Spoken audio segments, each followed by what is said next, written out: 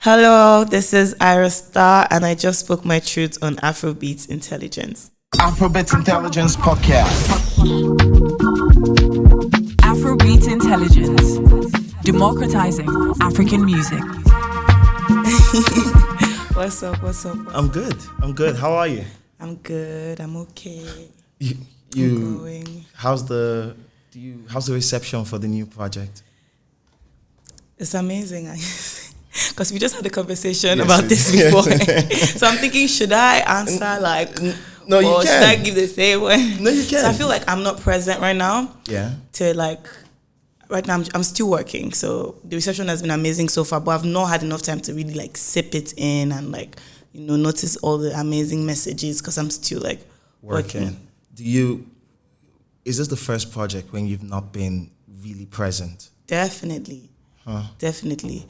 Bloody Samaritan, it's not Bloody Samaritan, and just the first, before the deluxe, actually, I slept the day it got released. The time it got released, I was asleep. People were calling me, your album is out. I was gone.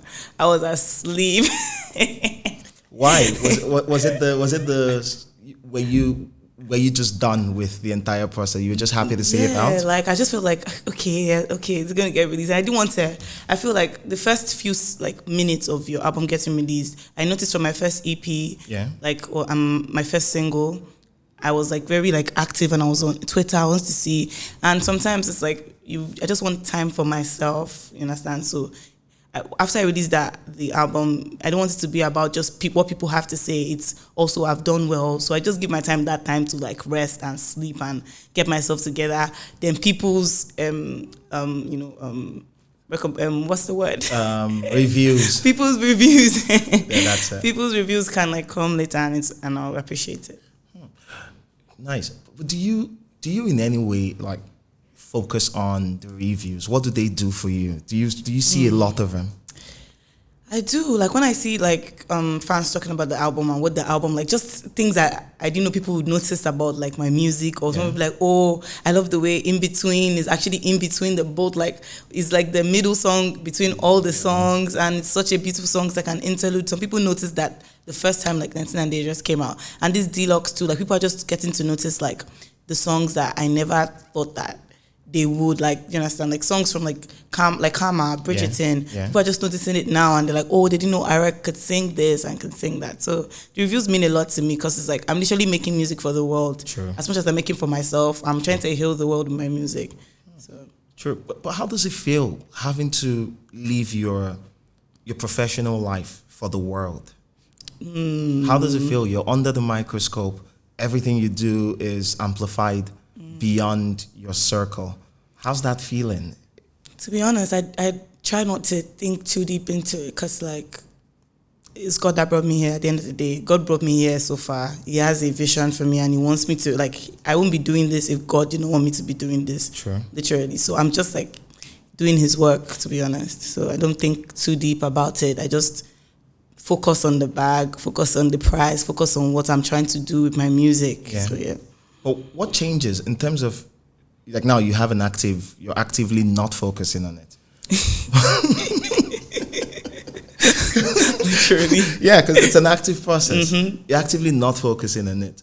When did it get to you? When was the first time you said, okay, I'm just going to focus on this? Because I feel for people for new artists who are just coming into mainstream consciousness, for so long you have been by yourself. You've been doing things in your corner. Yeah, and it's just for you. And yes. And now the world is in on it. When did you start not focusing on it? To be honest, I just always had mixed ways of feeling about it. Sometimes I'm not focusing, and sometimes I'm focused. I feel everything I've done in my life has prepared me for this period right now. You understand? People's opinions, I've been in very mixed environments growing up. I grew up in Cotonou, I grew up in Lagos, I grew up in Abuja. So so I grew up in mixed environments. I went to a very religious school, even though I was not from a religious family. What school was that? Deeper Life was a Deeper Life school. I went to a Deeper Life school, and my mom was spiritual, but we're not that. Yeah, it was very. They're not like spirit cocoa. Yeah, you know, so it's not. It was, and it was a shock, but I learned how to live with it. So a lot of things I feel like have prepared me so much for being like under the eye of like everybody now. I know how to, you know. So yeah, I feel like a lot of things in my life have definitely prepared me for now. So beautiful. But being in the Deeper Life School, they used to beat me. What you would did you stand out so much? Too much. I stood out too much because I grew up like in a household where we're allowed to speak our truth and just like ask questions. Yeah. Like if we didn't understand, I would ask my auntie. My auntie would explain it to me like a normal person. Like she won't, like, you know, so she would explain it to me. There'll be no condescension. Yeah, she'll say why I should do this and why, like integrity, all those things, and why they are so important. And when I got to like school, it was so different. Like, keep quiet. What? How can you say that? I'm like, I remember they would tell me like, oh, women are not allowed to wear like trousers. I'll be like, no way. That's not true. God did not say that. I'm like, what do you know? You this small girl. I'm like, show us if God said it. One time I painted my nail pink, just one nail pink, and one teacher saw it. And I remember like they knelt me down, and it was all these teachers were just like, you can never be anything if you continue like this. I was literally like 13, 14. And we had like these female teachers around me saying that you're painting your nails pink. Like, how can you be like this? Like, you want to be used. I'm like, I was just looking at them, I was like, we're not going to do all right. But have you been in communication with any of those people from school, your teachers back then? I have a teacher that literally like inspired me. He literally said I was going to be signed to Mavin. It's crazy. He did? Yes, I was like 14 then, and he was like, you're going to be signed to Mavin. Mavin is going to sign you. Start making videos, and he would just inspire me. When I'm singing like in school, he'd be like, "Oh, sing in the choir, go to like." And he was even Muslim, but would tell me go to church and join the choir. And he was my maths teacher, and would just inspire me. Also my civic teacher. So Mr. Sahid, Mr. Inka, God bless you guys. Every one of you guys better not be saying I went to your school because I'll come for you. But your friends, did they have? Okay, you were singing in school, and did they have an inkling? Did people Definitely. were you marked for being a star? Did people Definitely. I feel like people believed it before I even did. Like, it's so crazy. Yeah. Like, I would just have conversations. I remember one time I was having a conversation with my friend, and she was like, you know, you're gonna be like, when you know, like you need to start. I don't know what the conversation was, but she was like, you know, you're gonna be a celebrity soon. And we were like 14, and I didn't understand. It's now that like I think about it, like, why did she think like that? Why did she say? And everybody just thought it was normal. Everybody was like, oh, is Oyin now? Oyin is going to blow. Everybody just knew. I don't know why, but like I think that's what made me so confident. Just the people around me. I knew of your previous page, talking about Oyin. I knew of your previous. Your page was once King Oyin. Yes. Right. Yes. Before you became Ayra Starr, your Instagram was King Oyin, and back then. It was surprising when you were finally released, and I saw Ayra Starr. And I'm like, okay, that's interesting. You chose that you chose the name for for the public. That is Definitely. What were you calling yourself before? It was just Oyin. Everybody used to call me Oyin. Everybody called me Oyin. Like literally until the day I released my EP, my name was Oyin. It became like Ayra Starr. Somebody like Ayra Starr, I'll be looking for Ayra Starr too. I was like, okay. But like, yeah, I love the name so much. I feel like because of we're Africans and we're Nigerian, and as a Yoruba girl, like every Yoruba name means like a prayer or like manifest. Like it always means a prayer. It's an affirmation. So it was so important for me for my name to mean something that I want to stand for, and that's what I did. I stood by. Oyin means honey. I love it. I could have also gone by Oyin, but my team, Don Jazzy, Rima, you know, when we all sat down and we thought about it, and it just made sense that okay, you know, so we got a name called Ayra in Yoruba, but I knew that Nigerians will not pronounce it as Ayra. Yeah. They'll not pronounce it as Ayra, they'll pronounce it as Ayra. Yeah. So I was like, I started praying for a name. I was like, God, just show me a name. My mom said I should pray about it. So in my mind, I'm like, when I pray about it, God will just show it in my dream. Like I'll just see a name. That's what I thought it was going to be. My mom was like, just pray about it. I'm like, okay. So I was like, okay, maybe if I pray about it, God will just show me a name, maybe, or something like that. But I don't even know how it happened, but I just started to like Googled it one time. I was like, let me check what Ayra, and I spelled like Ayra. Yeah. And Ayra literally means someone that's like highly respected, woke, open-minded. In what language? In Arabic. So it just made sense. I was like, and that was I have it. a name. Yes. Yeah. Beautiful. And for 19 and Dangerous, what convinces you? I wanted to say, what convinces an artist that this piece of work needs, or rather, this piece of work that's considered perfect, that you've poured your blood and soul, that there can be an improvement after it has touched the world? What convinces you of Can I that? get that question again? My mind just... Okay. What convinces an artist that this piece of work, like your 19 and Dangerous, brilliant album, Thank you. why did you have to go improve perfection? That's such a deep question. Yes, but that's it. I listened to the previous version. I'm like, this is perfect. This is great. To be honest, like, it didn't make sense to me too, in a way, because I wanted a deluxe, but at the same time I also wanted a new project, and I was like, let me just do a new project. But I thank God for my team, because we can't do this alone at the end of the day. Sure. So I spoke to like my team, and they just explained to me like, 19 and Dangerous is a classic album. Yeah. You know, I've never done this before. I don't know what this music thing is. I'm just winging it, and we'll see what goes. But like, 19 and Dangerous is a classic album, and it has already done what it needs to do. But at the same time, it should just be an amazing thing to just wrap it up, and just like people that notice that know Bloody Samaritan don't know 19 and Dangerous. Yeah. They literally don't even know I have an album. People are like shocked, like, oh, she has an album. I have so many new fans this year, because I've toured like around everywhere, and people don't know the album. They just know the popular songs. Sure. And I have all the songs that I had written way even before 19 and Dangerous. Skinny Girl, Ashe, all the songs I wrote them when I was like 16. Do you understand? And it's like, okay, I wanted them in 19 and Dangerous, but they couldn't make it. But I was like, for this deluxe, I want something that would just like, you know, finish the story. 19 and Dangerous, onto the next now. You understand? 19 and Dangerous deluxe now, but onto the next stage of my life. And this, everything I was making at that time just fits into 19 and Dangerous. So we had to make the deluxe. And the songs that you added, like a very interesting record here is the Lonely Refix. Why did you refix it? I actually wanted Zeno on the song, but I got the idea like 2 days before that album got released. So I was like, can we get Zeno Liski? And they were like, Ayra, your album is coming like 2 days after, so it wasn't possible. I wanted One Day Cold 2 on camera, like all these ideas came like very late, and I was like, you know what, okay, since I'm doing a deluxe, it would be nice to just make a brand new song, and with Zeno, I know Zeno will body the song, and that's what he did. I really love the record. Thank you so much. I think it's one of the best on the project, and what you did. I just find it so interesting because you are considered bougie. I am. Yes, you That's are. crazy. I didn't know I was though. Am I considered bougie? Yes, you are. Yes, you are. You're considered bougie. You're. Damn. I'll take it. and then you're collaborating with an artist that comes from the street. And so when I saw it first, I was like, okay, how do these people fit? But Zeno, he held his own. He held his own, and I feel like as much as I'm considered bougie, I really am not. Why do you think you're not bougie?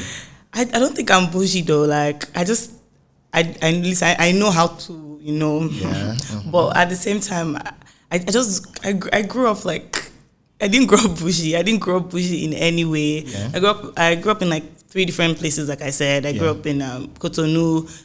I was not bougie in Cotonou. I was living in like the worst parts of Cotonou. When I was in Lagos, I live in Meron. Shout out to my people in Meron, Ijaye. God bless you. Meron. Yeah. I've never been to Meron before. That's like, it's like after Abulegba. That's far. That's very far. But it's before Songo.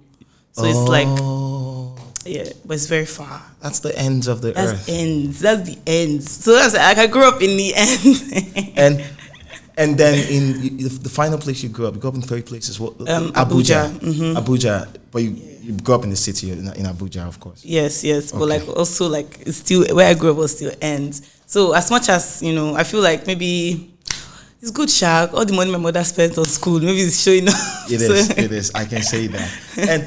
And when you grow up in these places, growing up as a kid in these places, you went to good schools. You went to schools where they paid money for that, and the societal influence. Yeah, that's the word. Societal influence. How does it mix with that? Did you go out a lot? Did you roll with kids on the streets, or you were locked in the house? So not until we started living in, that's like the last 2 years of high school. That's when I started living with my grandparents in Mera. Yeah. So before then, every like place we would stay, we just had to be inside because we either grew up in an environment that wasn't safe. And that's why we started doing music. That's why all my family, like everybody, my brother is a video director, my younger brother is a songwriter, my sister is models and does influencing, and she's 16. So we all had like, we were always just with each other, and we just, because my mom wanted to make it fun for us, because we couldn't go outside, we couldn't play outside. So we just had to like make things. So we would do like choreographies in like in the house. We would do like music competitions, and we took it so seriously. Of course, it was so crazy. We took it. When I think about it, it's so crazy how we would have a choreography like competition next week, and we start talking about our outfits this week. Like my mother would take us to go and buy our choreography outfits with our gloves, everything, and we'll be dancing. Like it was such an important thing because that's what we knew. That was my community, just my family. So I didn't really get to like mix outside as much until I moved to Lagos again with my grandparents. Yeah. So that's when I started like, mixing with people. I started taking music seriously. I started going to church and singing. My neighbors too were musicians, so they taught me a lot. Your neighbors were artists. Yeah, so like my neighbors were also young and wanted to become musicians. So they could play the guitar and like the violin, and we would just always be there and doing something there, or just making music or just something. Sure. Right. Huh. And that influenced heavily. Definitely. I saw your brother. I've met Mila once. Yes. Your younger brother. Mm-hmm. But I saw the elder one, the video director. Yes. He was around 2 days ago. Yes. The first time. This is the second time we're supposed to have this interview. The first time. So the first time, Ayra was late. Yeah. I'm sorry. No. Lagos traffic humbles everybody. Yes, it does. No matter who you are, it does. It will humble you. It does. But were you the first to leave home? In terms of leave home? I'm not sure I was the first to leave home. I don't still feel like I've left home. Why? Because like I'm literally like, my family is still like my number one, if I'm answering that question right, yeah? Yeah. So my family is still like with me. Like I still live with my brothers. My mom just comes like maybe like during the weekends and comes. So I don't feel like I've left home. I still feel like I'm in a very, I'm still home, literally. Oh, beautiful. So it's still the same house. It's still like, we're still like together. Me and my siblings, we all live together. There's no independence for me. So this image, this image of you guys just working together, having so much fun together, and creating together, is you became a professional artist, and your brother helps you in your creativity also. Definitely, both my brothers. Oh, the elder one who films. Yes, and the younger one writes with me. So both my brothers.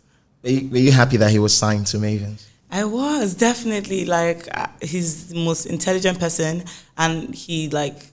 We're talking about my younger brother. Yeah, let's just get it. Mila. Yeah. Okay.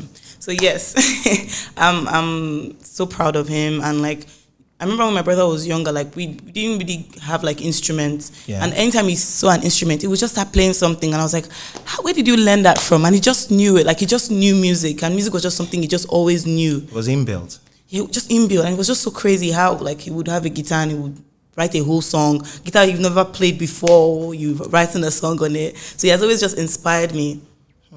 And for you, you're a very dope writer. You write so much, and even when you co-write with others, it's very visual. You write very visually, across multiple themes. I remember when you did DTR, and I'm like, okay. And now you come down here and you're seeing records like, we have Skinny Girl Anthem.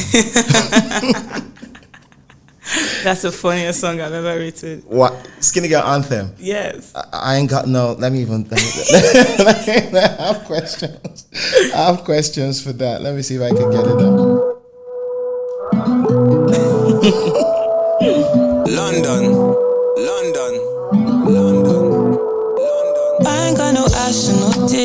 but I'll steal your mind with my kitty. Just a look and he's with me. He's with me. I ain't got no eyes and no titties. That's a wild way to start a song. Very crazy. Why? Why'd you write that? To be honest, why did I even write the song? When I was like, I'm just always inspired by a lot of things. I wrote begging a bus because I saw like somebody begging outside and it just inspired me. I was in Shangotedo traffic and I was inside the bus and people came to beg for money. I was like, let me write the song. Oh, she Bambi Alamo Jenny, and it inspired the whole beggy song. So the weirdest thing always like inspire me. And I don't even, why did I write this song? I think I wrote it because of like a girl that was my friend. I don't know if she was my friend or we just knew each other. Yeah. And her boyfriend, I think she was scared her boyfriend liked me. And I was like, did he like you though? I'm not sure he liked me because like, why?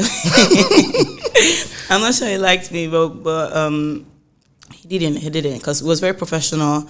Yeah. And it was just like my way of like, you don't have to be like insecure. I understand that. I was trying to explain to her like, okay, don't like. But she still was like, I was like, okay, you know what, girl? Just forget that I'm skinny. Forget.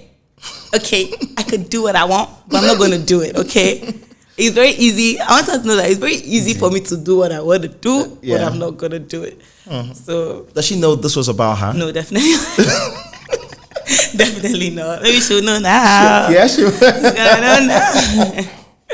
Yeah, so it was just like my and she's like a very thick girl. So it was like a love song to her, like, you're beautiful, I'm beautiful. You don't have to call me out and say I'm skinny or like, you understand? Like she was trying to like body shame me, and I was like, thick girls are beautiful. I don't skinny as much as I'm writing a skinny girl anthem. Yeah, we don't need an anthem. True. Because like why? We're beautiful. Everybody's beautiful. True. So that was the whole point of the song. Beautiful. And one of the things that was very striking about you when you arrived, it felt a lot like you did own your generation, owned like the generation that you're from, you're Gen Z, and that's such a very big part of your get-up, both in the music that you write, the way you brand yourself, and all of that. Why? Why? Yes, I find it interesting because a lot of people, so you see some artists and what they have is they always rep something from their existence, an element, a place, something. Some people rep their city. Yeah. Some people might rep their, some people might rep, I don't know, their family or something, or maybe their propensity to do one particular thing. Yeah. But for you, it was your generation. The whole generation. It was so important. You also rep angels, by the way. Yes, I do. Angels. Celestial beings. I think it was so important to me to do that because like for Africans, there's never been like a teenage female musician or pop star. Yeah. And I remember when I was younger, there was no representation of that. It was something that was so far away from my imagination that as much as I wanted to become a superstar, it was not something I thought I could. Yeah. At the back of my head, there was still some type of doubt because I was like, there's no example to look up to and be like, oh, this is like a teenage like superstar that came from Africa and is taking over the world. And it was so important for me to create that representation for younger girls coming. Yeah. So I went to make music, not just as much as I say Gen Z. It's crazy how my music, as like a lot of people from different generations, can connect to the music and understand it. But it was so important to me, especially for like black young girls. Yeah. My younger sister's friends. I want them to just have that person that they can look up to. Because I did not. I grew up watching Disney. Yeah. I grew up and there was no representation. I did not know at all. Oh, wow. Oh, wow. Leave the studio right now. Ow. Who is that? Outside. Yes. So, like, what was I saying? Yeah, you're talking about representation. For Yeah, so it was so important for me to do that, like, because I did not grow up at all. So I was always saying I want to become a teenage pop star. That was like my dream. I want to start when I'm a teenager. So I knew my first album was going to be 19 and Dangerous. Literally when I was not even 19. I was like 15 and I was like, my first album is 19 and Dangerous, because it's so important for me to hold that like 19, teen. Yeah. I want to be able to inspire a whole generation into also doing it and making music. So it was. And also, like, it's a timestamp for even your life. Like, at this Exactly. point, I was 19. Exactly. This was my teenage album. and Exactly. this was it. Exactly. But being a teenager in this space, I remember when we didn't have teenagers playing in this space. At all. There was a generational gap because parents were very averse to having their kids be exposed to the industry. True. And then Wizkid came, and then that changed a lot. A lot of young people started coming into the space. And here you are. Do you ever think about it, your teenagehood, and doing all of this at this level as a teenager? Definitely, most of the time when I think about it, it's just out of gratitude because I've always wanted to, and it's like what I've prayed for, Like you said, like when I remember the first time I saw Wizkid on TV, and my sister was like, "Oh, like he's 18." I was like, "What?" I remember the day very well. I was like, "He's 18." I'd never seen it before. I'd never heard it before. And I remember just like something in my head. I was like, "Yes, like crazy. okay, it's coming. We're coming. We can do this." So it's crazy, and I'm just excited. At the same time, it's so fun. To be honest, it's so fun because In what way? I'm literally like just 20, and I've traveled around the world. As much as it's work, a lot of people don't get this opportunity. Sure, it's crazy. As much as it's work, as much as I like to complain, I'm working too much. I'm still I'm complaining inside a hotel in one like mother's country like that. Do you understand? And it's like I'm so grateful because like I get to do what I love, and I get to do it this young, and I get to make money. I get to do things for my family. I get to do things for the people that I love. So, do you ever think you'll be jaded by the life you live? I think so. I feel like we're human, and like everybody's human. I think at one point you're just gonna feel jaded. I feel like it's just becoming aware of yourself and just knowing that, okay, what can you do? Yeah. That's cool because a lot of people get jaded. Yeah, I feel like everyone that's done, as long as you are doing that, like as long as you're making music, as long as you're like you're a creative person, you're going to get jaded. Like it's just because sometimes when you speak to, I speak to a lot of artists across many generations. I've been here for 10 years.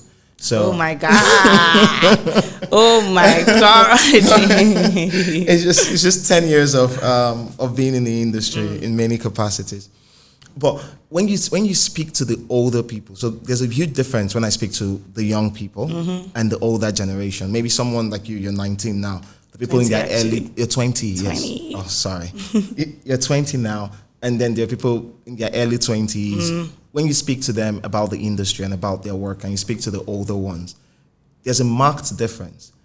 I see, on one hand, there's a lot of excitement on the other end because a lot of things are still being discovered. But the older ones, you just hear, I can't do that. No, I can't move like that. No, I can't move like that. No, I can't move like that. And I wonder, is it experience that causes that? I think definitely. I think so.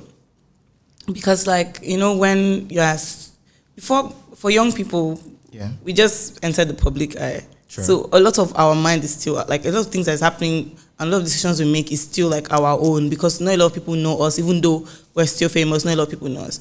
These people have been here for longer, everything they've done like the earlier time of Afrobeats was way worse than this time. So just imagine the scrutiny they had to face. Just imagine everything for doing this. So now they have to move a certain way because they are bigger now and they have a lot more to lose. The younger ones, we got nothing to lose. So it's like.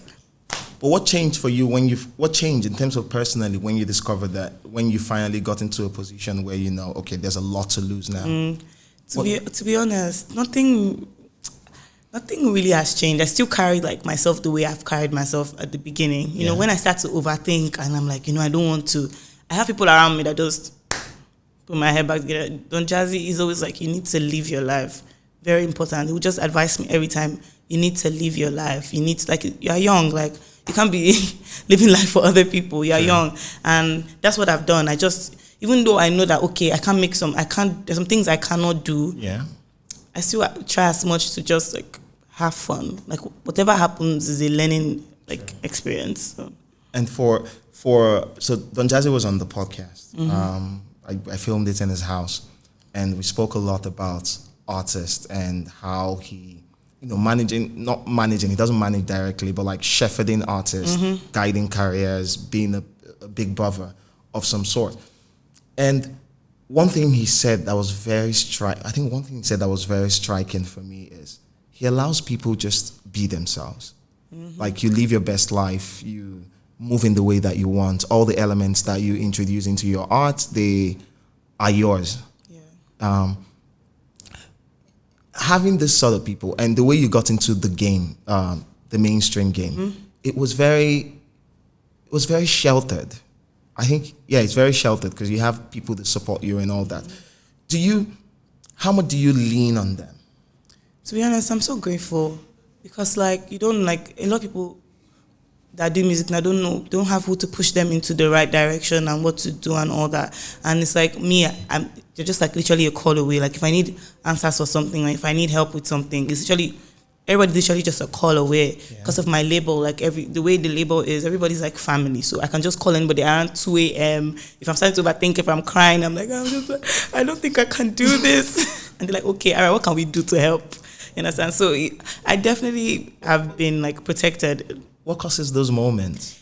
Just overthinking. And to be honest, before I used to like be so hard on myself for feeling maybe overwhelmed or just like overthinking. But it's like, I'm literally 20 and I'm like, I'm a girl and I'm like young. I'm allowed to be sad sometimes.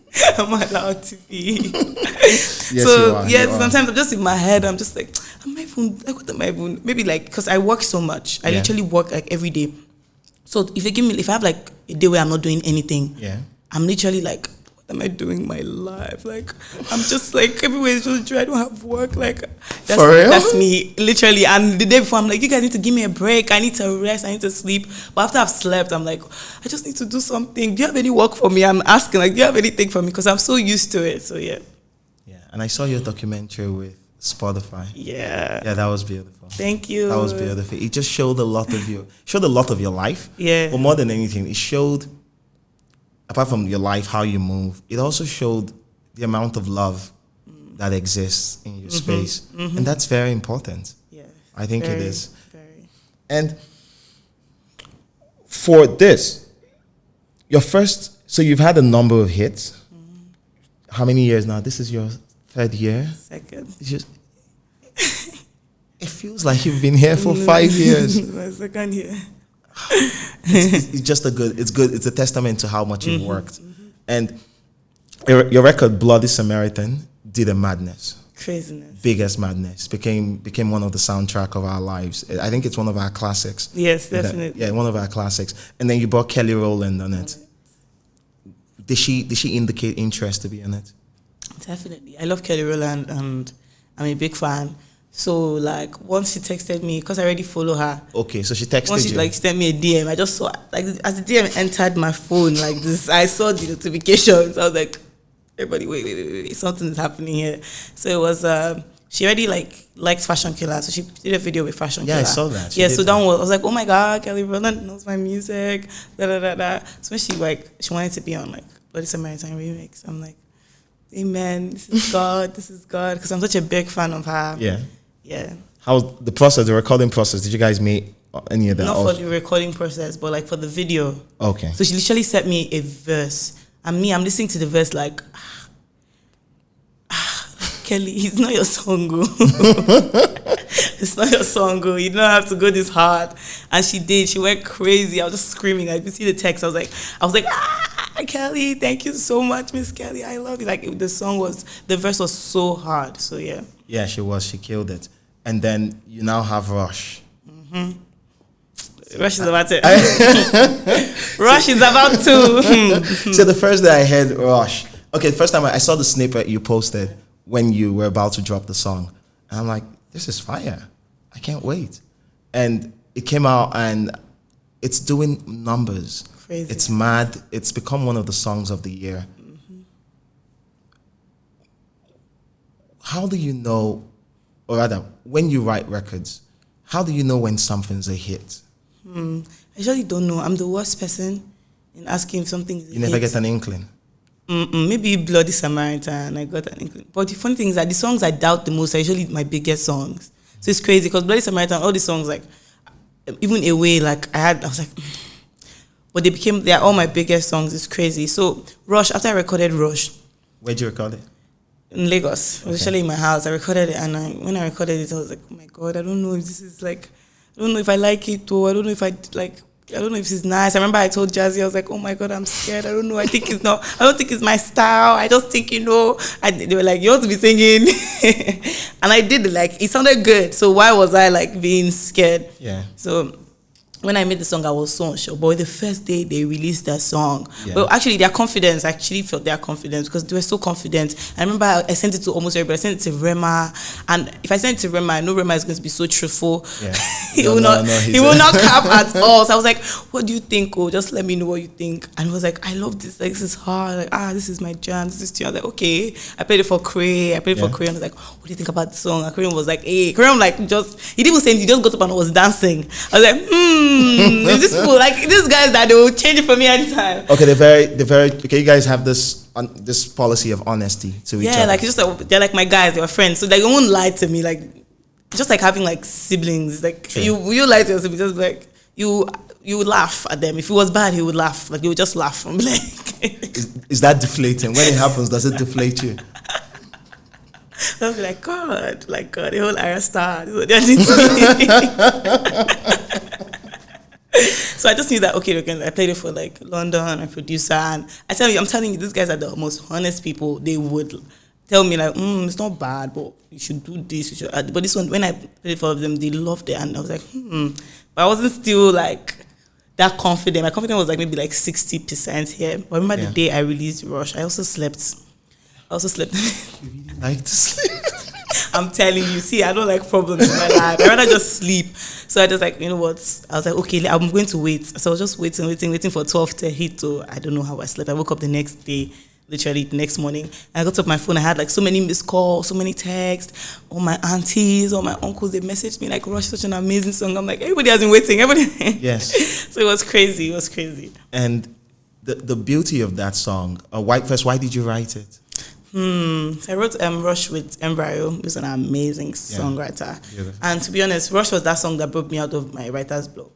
Because I was... The experienced writer's block? Definitely. Like, it was crazy because of... After Bloody Samaritan, Samaritan wasn't necessarily my like type of music. It was the first like song I'd made like that. Yeah. I'd never made anything like Bloody Samaritan before. I was just trying it and I made the song, do you understand? And I was in a new phase entirely now. Like there was no going back to Bloody Samaritan or trying to create another Bloody Samaritan. But that's what I felt pressured to do because I was like, okay, everybody likes Bloody Samaritan, so they expect like another Bloody Samaritan from me. Sure. And the way my head works, it just became like if I start acting on what people want and know what like my creativeness is, it just like blocks me from being creative and making anything. And I remember like because I was also touring around and like traveling and like performing the song. So I just kept performing Bloody Samaritan. I was like, oh God, everybody wants another Bloody Samaritan. So I was kind of stuck between creating what I like, my type of music, beggy, like Afro R&B and like Afro soul, or creating like Afro pop or Afro beats. So I was like, okay, I didn't know what to do. But I was trying my best and I was still trying. I remember when we recorded Rush, it was like, after that I was like, okay, I can do this. Like, this is literally so easy for me. Like, this is so easy. This is, as much as I want to do something, this is what comes easy for me. So, like, why can't I just do it? And I also had a very, like, important conversation with someone that's a friend and also, like, a musician, and I admire her so much. Yeah. And she was like, because I also sent it to her too. Yeah. I sent it to her. So I was like, what do you think about this song? Because I was like, my head was everywhere then. Yeah. She was like, she loves it. I was like, are you sure? She was like, yes, like we need music like this. And she's also a musician, a Nigerian musician. So she was like, we need music like this. Like, forget like, we need like more like females to make music like this. You understand? I was like, oh, really? She was like, yes, like this is amazing. And it just gave me so much confidence. How does it feel to be in a block? How does it feel to have a writer's block? It's just like... As a musician, how? It's crazy. It's the most like depressing feeling because you're like, you don't know what, like when you are sad, when I'm sad, I like to make music. When I'm happy, I like to make music. Music is actually my escape. Yeah. So once anything is happening, I actually just want to listen to music or make music. So just imagine being in a place where you cannot even make music and there's no way to like release, like to find like release. Huh. So I had an artist on techno on the podcast, and I remember I used to work at Universal then, and that was when we signed him to Universal then. And for 2 years, he couldn't make music because he lost his voice. Yeah, he just woke up one day and his vocal cords were gone. Damn, that Couldn't happened to talk, me. couldn't speak. That happened to me for like 3 months. It's crazy. How? Why does that happen? Like for him, he said his acid. He has acid reflux, so he kept coming up and inflaming his throat. And he drinks, he stresses the vocals, and then he smokes. So everything just came together. For you, why did that happen? I think for me, I was just not properly taking care of my voice, because like I was performing a lot and I wasn't like drinking like tea or doing vocal warm-ups and like You're supposed to drink tea when like just like warm stuff or like honey, like all those things that you take just to like calm your and also I was literally like sleeping under like AC, all those things that just literally affect your voice. I was not like doing vocal warm-ups at all. What's a vocal warm-up? So it's like just like I'm sure you heard it, like brrr, pa, pa, pa, me, all those things that just just to stretch your your vocal cords and like prepare them. Sometimes I'm like not even like talking at all, then I'm just on stage and I'm shouting and I'm singing. So those type So you have of to things. exercise the voice Yes, before exactly, you take it to that level. It's like warm up. Okay. Exactly. So it's like warm up before you. Yeah, it's just like not warming up before you work out. Like exactly. So I couldn't like properly sing for like 2 months. I couldn't sing, and my voice I sounded like this. I sounded like for 2 months, and I was performing every day still With that voice. So people literally like, Ayra cannot sing. I was literally saying like, oh, Ayra can't sing. I'm like, guys, like, that's if I cannot sing. I'm going through I'm going through a lot right now. So yeah. Because I remember the first time I saw you perform, you had a showcase somewhere in Lekki. I was sick except that day. Yes, you were. You were sick. And you held it down. You did all the choreography. In my head, I'm like, this is not a sick person. I was so sick that day, but I was like, everybody's here for me. I have to get up and I have to do this. So, yeah. So you started performing. Was that your first performance ever? Ever. So it was a comfortable space to bring your people in and just test yourself. Yes. And so far, in what ways have you grown as a performer since that day?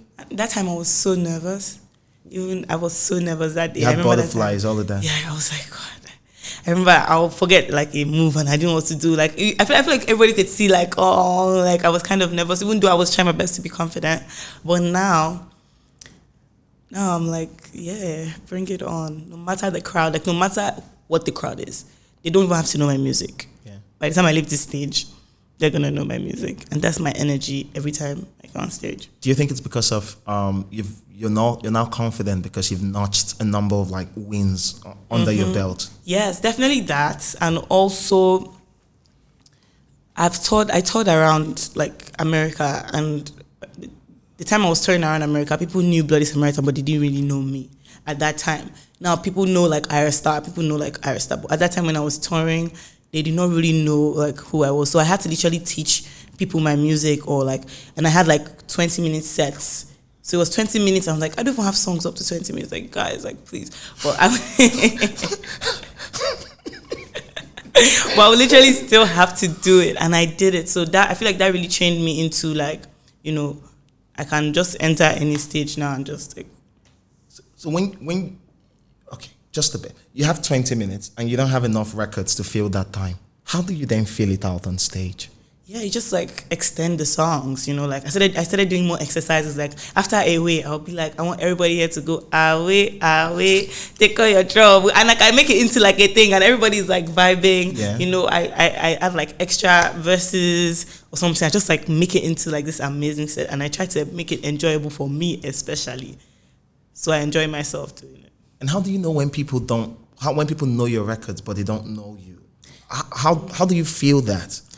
How do you get that? How do you get that feedback from people? I feel like you know, because it's like sometimes, like maybe at the beginning of the set, when I start with like the songs that are not really popular in those places, in those countries or states, and they're like, okay, they're listening. Oh, she can sing cute.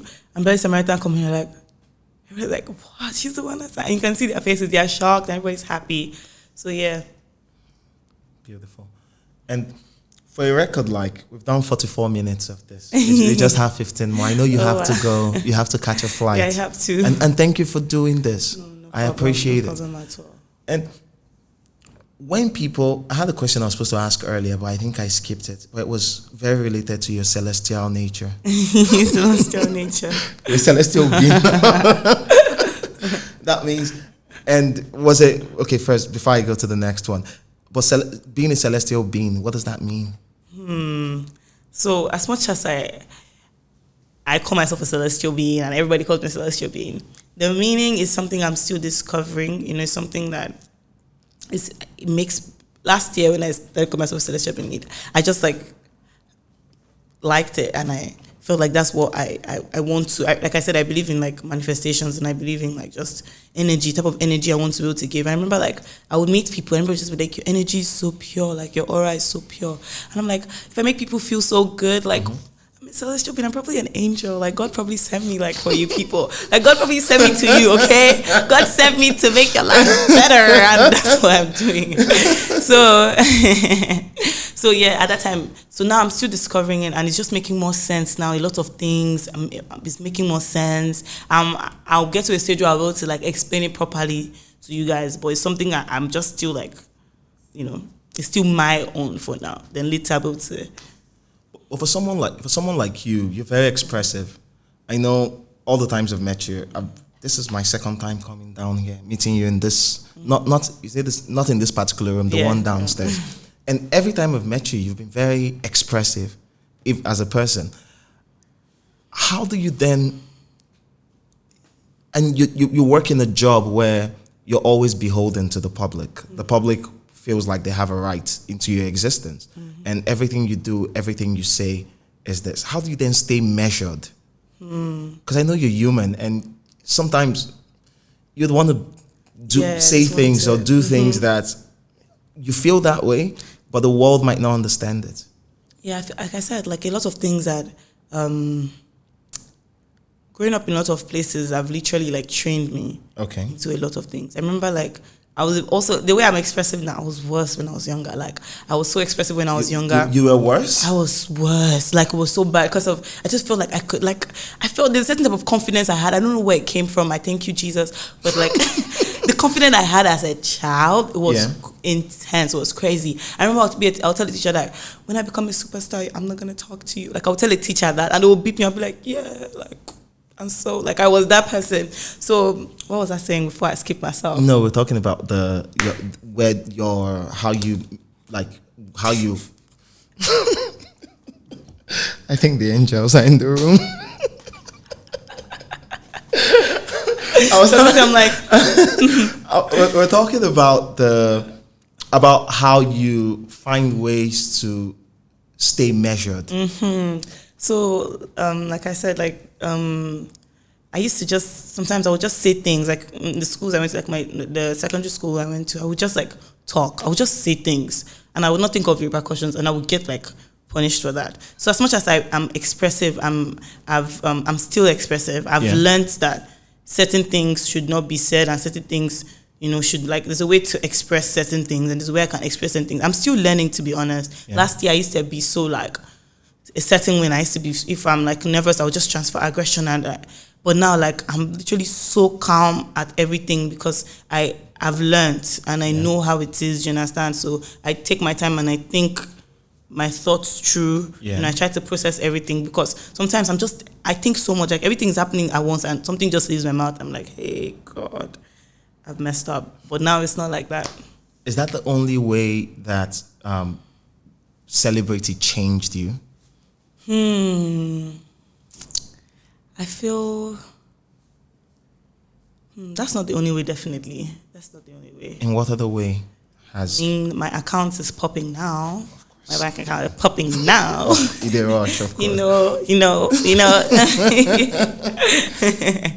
So yeah, definitely that.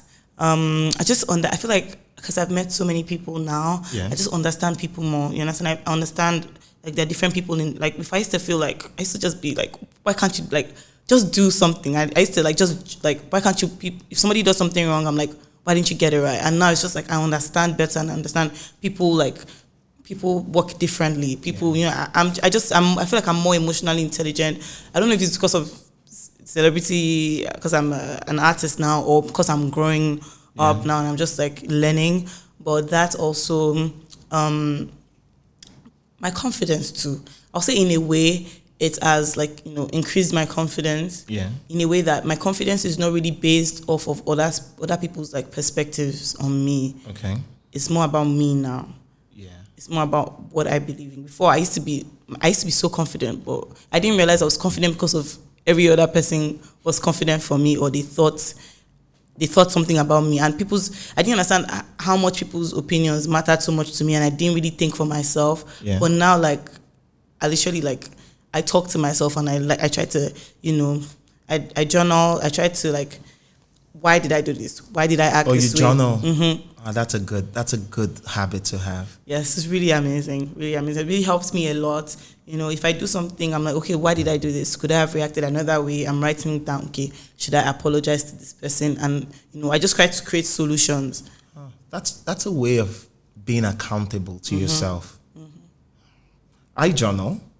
I'm a writer, yes. so I would expect you to journal. So I used to write. To be honest, I never brought my writing into my personal life.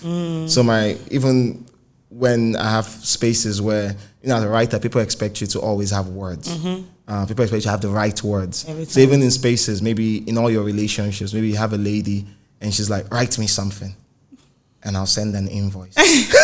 Good. Very good. Because why? Because it's my work. Because it's like when like people see me, just there's a camera on my face, I start singing for what? As per like, am I a box? Am I like a singing box? Look, I start singing and I'll just start singing. Hey, I'm feeling vibes. Why would I do that? Like, you understand? Pay me. Well, that's what happens when you're a star. People expect things from you now. Definitely, every time, and it's just like, I'm me. I feel like also, like I said, I don't know if it's me growing older or it's the celebrity lifestyle. I know how to express myself better now. So before, if people do things to me, I'll just be quiet. Yeah. And I'll just be like, if I'm hurt, like if I don't like something, I'll just be like, okay, don't worry. And I'll just allow things pile up until builds resentment. Yes, exactly. And I'll just like build so much like resentment over a person or something, and I'll just like, the person will never know. I'll never say but in my mind. But now it's like, if somebody like that, I'm like, don't do that. Like, and I'll explain to the person why you shouldn't do that. So when people like, even when fans, I'm like, somebody was like, I met a fan one time and we were literally like talking. I don't know if I was talking to another fan, and this fan came up to me and was like, take a picture. I was like, say please. I'm literally a human being. Yes. You say please, 5 magic words. There are 5 magic words. Please, excuse me. You say please, you understand? She was like, oh. I was like, yeah, like, you know, like, just say please. I was not even in a good mood at that time. So it's just like, why are you talking to me like this? Like, I'm not even in a good mood. Somebody just annoyed me right now. And just say please. So she was like, oh, please. I was like, okay, no problem. I took a picture. I was like, okay, then we talked. Then she understood, you know. She was like, oh, I apologize again. I was like, no problem. Like, on a normal day before, I would just be quiet and I would not take a picture. I'll just be quiet. You just let it be. I'll just let it be. I'll just like, but now, you know, I feel like that fan now, like, she would, I don't know if she doesn't, maybe she feels a resentment towards me now, or she respects me more. Yeah, you understand? It's one or the other. Yeah, but at the end of the day, I express myself and I come first at the end of the day. You understand? Because people always, and that's the thing with being a celebrity, apart from the fact that your humanity is often denied. Because people see a lot of people, especially with celebrities or musicians, people who provide a very public service. You're seen more as a utility than a person. And even in spaces where your humanity and your job clashes, maybe you don't want to do something, but you're expected to do it because it's celebrity. It's Ayra Starr. You should do it. Yeah, you should. Like, I remember the first time I like the first 3 months of releasing my EP. Yeah. And I would just hear things like, you're Ayra Starr now. Act like Ayra Starr. I'm like, how does Ayra Starr supposed to act? Like, How? I have plates to go and wash at home. My mother has texted me that I should come and wash the plate. I should be acting like how, like, do you understand? So I didn't understand. So those type of things too also like limited me a lot. I was like, okay, I have to act like a celebrity. Oh yeah, let me be. And I didn't understand, you understand? So I didn't understand, like, I was like, why do I have to do this? Now, I really, like, I'm still the same way I've always been. Like, even, I'm still the same way. Like, I try. When did you finally get into it? Like, get into who you've become? It was like, let me see. Probably like early, after I left America. Like, because it was my first time in America. And everything is so different. To be honest, like, it's crazy, the culture shock. Yeah. Because, like, I'm in this new place, everything is different. The beauty standard is different. Yeah. The, like, every single thing, as much as it's America, it's still very different, you understand? Yes. Like, people are, like, for the first time, people were, like, racist to me. I'm like, no, you understand? Like, all those things, I experienced a lot of things for the first time. And I was just in a very low, like, I felt like my energy was drained. Yeah. After my tour, I just felt like so finished. I'm like, what is it? Like, this is what I'm doing. Like, I feel like I'm living for everybody. I don't know who I am again. I don't know who I am. And I remember when I go back, I was like, I have to do things for myself. I have to do what makes me happy. Literally. You began to choose yourself. I started choosing myself.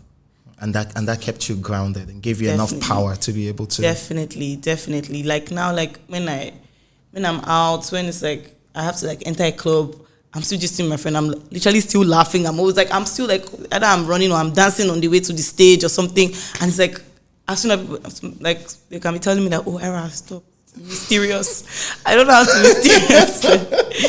I don't know how to be mysterious.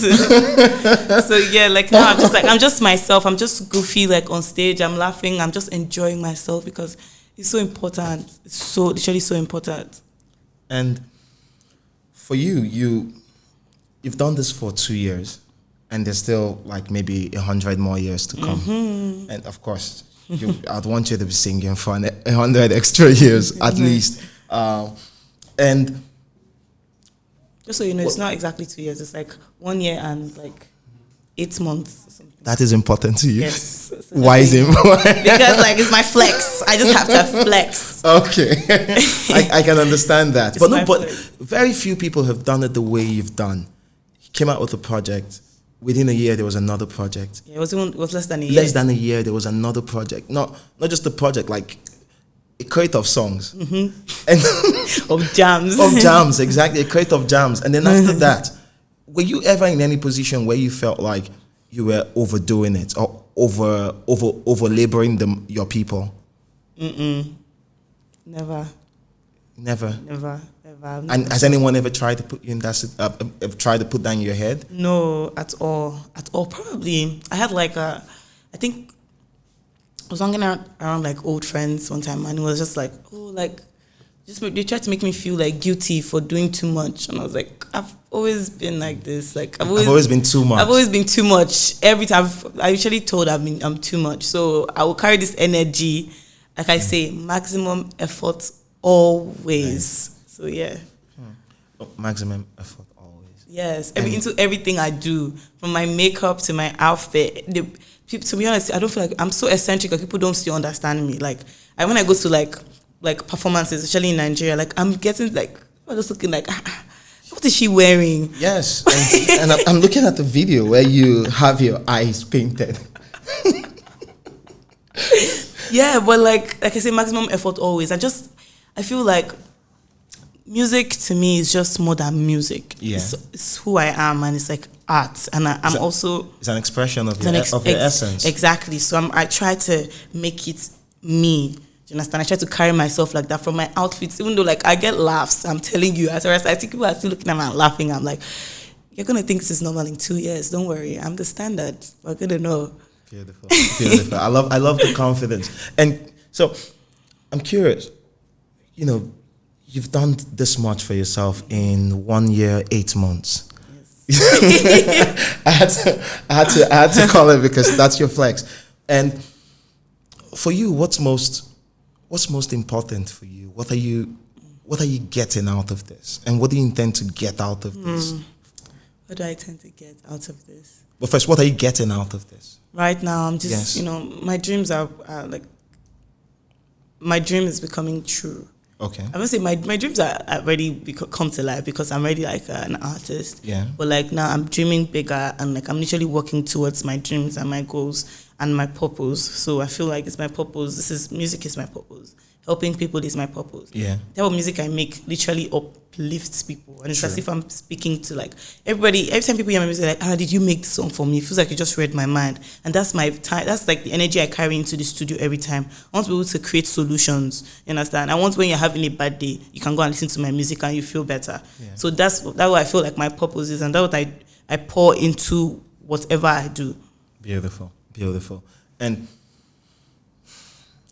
thank you for doing this.